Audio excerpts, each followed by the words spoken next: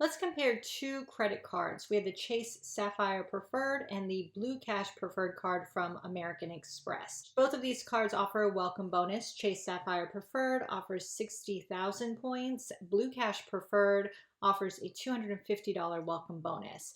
With the Chase Sapphire Preferred, you can earn up to 5 times points, and with the Blue Cash Preferred, up to 6% cash back. Both cards have the same annual fee of $95. The Sapphire Preferred card does not offer a 0% introductory APR this time, but the Blue Cash Preferred does. You can get 0% intro APR on purchases for 12 months. Sapphire Preferred has no foreign transaction fee, while the Blue Cash Preferred does. And here's a closer look at the welcome bonus. For the Chase Sapphire Preferred, you can earn 60,000 bonus points when you spend $4,000 in the first 3 months. Those points are worth up to $750 if you redeem them for travel through Chase Ultimate Rewards.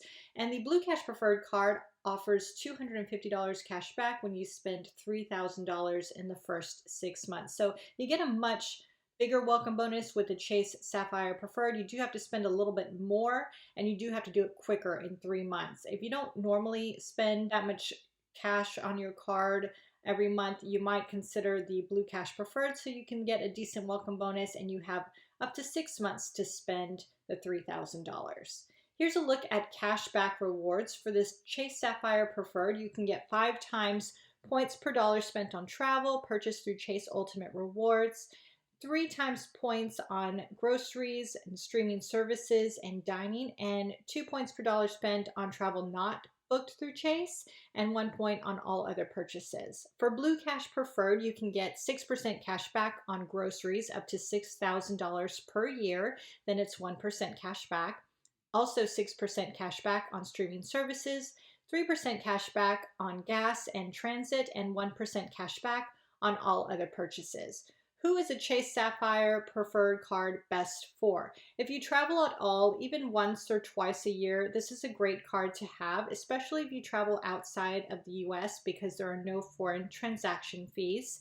You have some excellent benefits with this card, like trip cancellation, trip interruption insurance, auto collision damage waiver, and baggage delay insurance. The Chase Sapphire Preferred also offers 25% more value for your points when you use them for travel and you book that travel through Chase.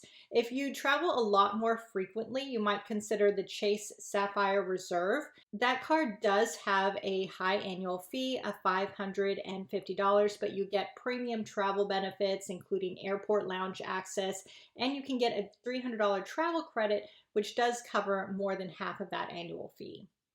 Who is the Blue Cash Preferred card from American Express best for? This is a great card if you want to earn excellent rewards on everyday purchases, especially at the grocery store. If you do have a higher grocery bill, if you normally spend at least $500, even more on your groceries per month, this is a great card to have. You can get 6% cash back on that, up to $6,000 per year. So really you only get 6% cash back on about $500 per month on groceries. If you have a bigger family and you normally spend, say, more than $1,500 per month on groceries, you may do better with a 2% cashback card, a credit card that offers unlimited 2% cashback on all your purchases.